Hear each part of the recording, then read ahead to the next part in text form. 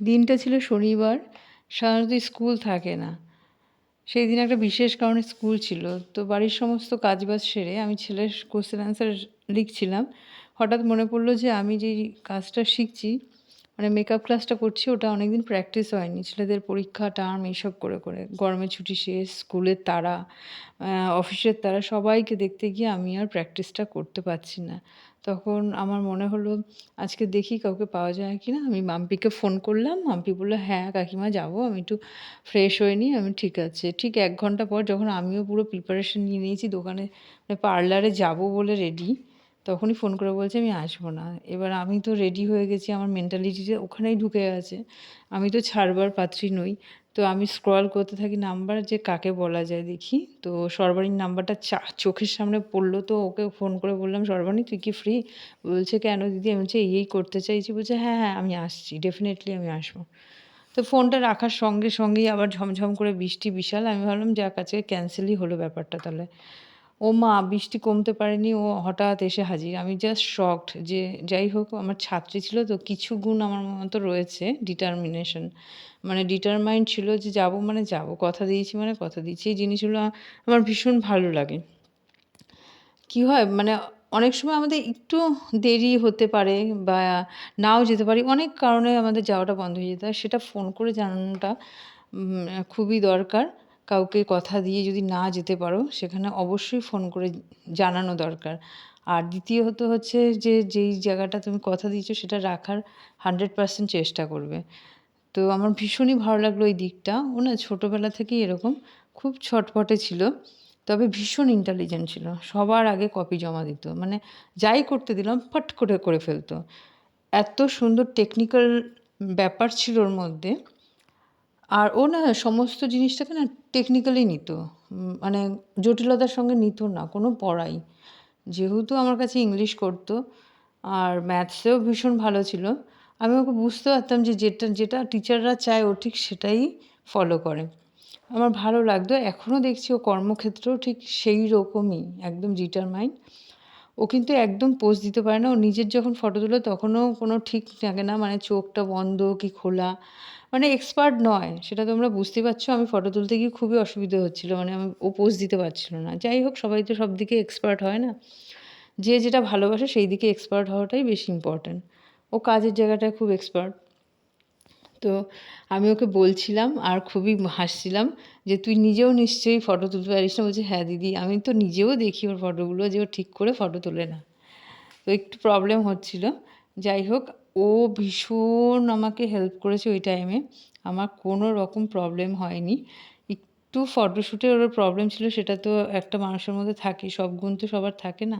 ওর first time ছিল এরকমভাবে photoshoot করা। ও কখনোই এরমভাবে কখনো করেনি। ১ম বার করল। তো ও আমাকে খুব প্রশংসা করছিল সাজার সময় যে, "দিদি তোমার হাতের কাজ ভীষণ ভালো।"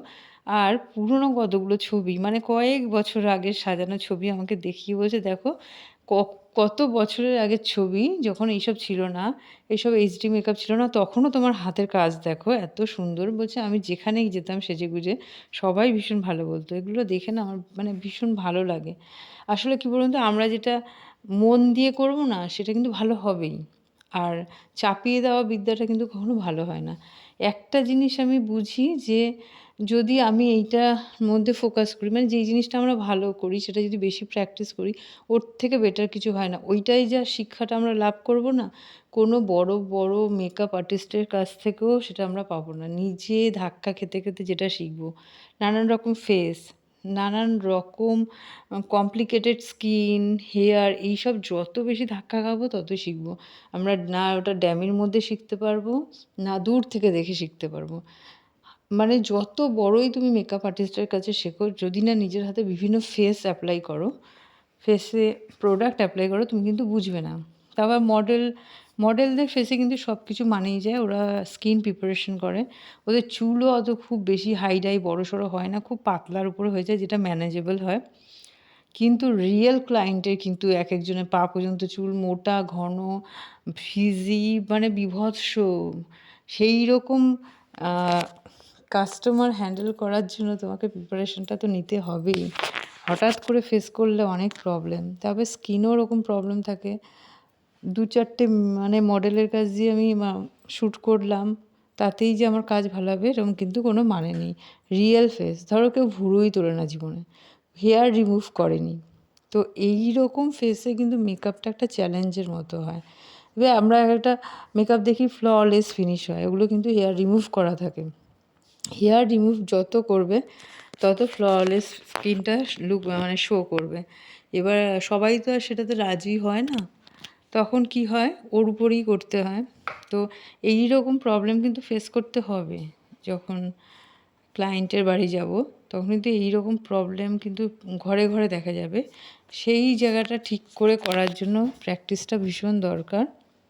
আর তুমি যদি ওই রকম কমপ্লিকেটেড ফেস বা হেয়ারে কাজ করতে পারো, ভালো কাজ করতে পারো, মানে তুমি একজন ভালো মেকআপ আর্টিস্ট। মডেলকে তো সবাই সুন্দরভাবে সাজাতে পারে, কিন্তু রিয়েল ক্লায়েন্টকে কজন সুন্দর করতে পারে, এটা একটা বড় চ্যালেঞ্জিংয়ের ব্যাপার। যাই হোক, মধ্যে কথা হচ্ছে প্র্যাকটিস ইম্পর্টেন্ট। হ্যাঁ, প্র্যাকটিস তো ইম্পর্টেন্ট, তারপর আরেকটা যেটা বড় ব্যাপার সেটা হচ্ছে সময় পাওয়াটা। এবার সবার তো সেই সময়টা থাকে না। বাড়িতে যদি কেউ সাপোর্ট থাকে তাহলে তার পক্ষে ভীষণই সোজা হয়ে যায়, কিন্তু যাদের এরকম কোনো সাপোর্টার নেই, নিজে একা সব কিছু সামলে করতে হয়, সেই জায়গাটা কিন্তু প্রচণ্ড পরিমাণে কষ্টের জায়গা। কিন্তু সময়